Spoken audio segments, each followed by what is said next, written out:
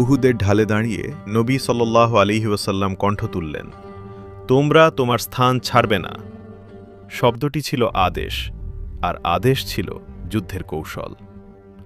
কারণ কখনো কখনো জয় আসে শুধু তলোয়ারে নয়, আনুগত্যে। দুই বাহিনী মুখোমুখি, তলোয়ারের ঝলক, ধুলোর ঝড়, আর আকাশ ভেঙে উঠে আসা ধ্বনি, আল্লাহু আকবার। প্রথম ধাক্কায় শত্রুর সারি পিছু হটে গেল। মুসলিমরা দেখল, জয় কি সত্যি এত কাছে? রক্তের গন্ধের মাঝে পড়ে রইল যুদ্ধলব্ধ মালামাল। কেউ ভাবল যুদ্ধ শেষ, কিন্তু যুদ্ধ শেষ হয় না শত্রু দৌড়ালে, যুদ্ধ শেষ হয় আদেশ পূর্ণ হলে। এ ছিল না একটি ভুল, এ ছিল একটি পরীক্ষা। খালিদের অশ্বারোহীরা পিছন ঘুরে আঘাত হানল। উহুদের পাহাড় কেঁপে উঠল দ্বিতীয় সংঘর্ষে।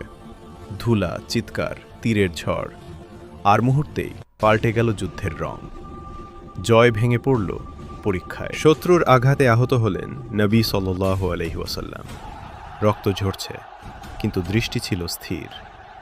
চারদিক থেকে সাহাবীরা চিৎকার করে উঠল, আমার প্রাণ আগে যাবে, আমার রাসূল রাসূল নয়। এ ছিল মোহাব্বতের যুদ্ধ, যেখানে বর্ম ছিল ঈমান। ময়দানের মাঝে সিংহের মতো দাঁড়িয়েছিলেন হামজা রাদিয়াল্লাহু আনহু। আঘাতের পর আঘাতে কাঁপছিল শত্রু। তারপর তিনি পৌঁছে গেলেন শাহাদাতের চূড়ায়।